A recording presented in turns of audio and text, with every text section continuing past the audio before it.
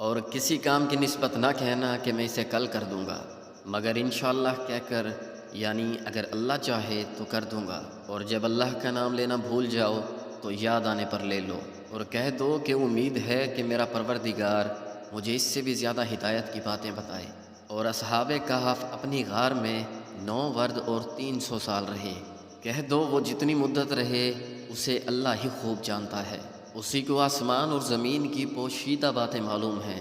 وہ کیا خوب دیکھنے والا ہے، کیا خوب سننے والا ہے۔ اس کے سوا ان کا کوئی کارساز نہیں، اور نہ وہ اپنے حکم میں کسی کو شریک کرتا ہے۔ اور اپنے پروردگار کی کتاب کو جو تمہارے پاس بھیجی جاتی ہے پڑھتے رہا کرو، اس کی باتوں کو کوئی بدلنے والا نہیں، اور نہ تم اس کے بنا کہیں پناہ پاؤ گے۔ اور جو لوگ صبح شام اپنے پروردگار کو پکارتے اور اس کی خوشنودی کے طالب ہیں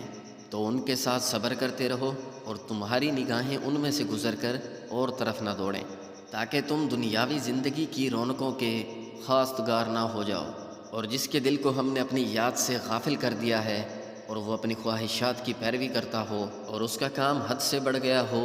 تو اس کا کہا نہ ماننا، اور لوگوں سے کہہ دو کہ یہ قرآن تمہارے پروردگار کی طرف سے برحق ہے، تو جس کا دل چاہے ایمان لائے اور جو چاہے کافر رہے۔ اور ہم نے ظالموں کے لیے دوزخ کی آگ تیار کر رکھی ہے جس کی کناتیں انہیں گھیر رہی ہوں گی، اور اگر فریاد کریں گے تو ایسے کھولتے ہوئے پانی سے ان کی داد رسی کی جائے گی جو پگھلے ہوئے تانبے کی طرح گرم ہوگا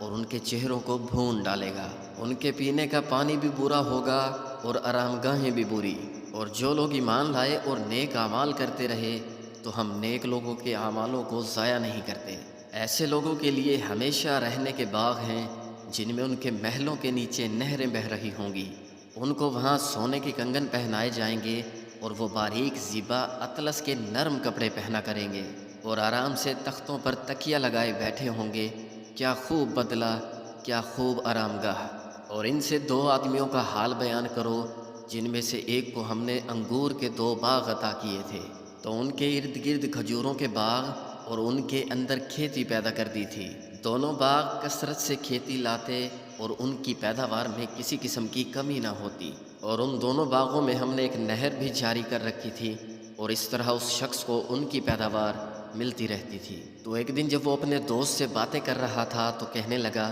کہ میں مال و دولت میں بھی تم سے زیادہ ہوں اور جتھے اور جماعت کے لحاظ سے بھی زیادہ عزت والا ہوں۔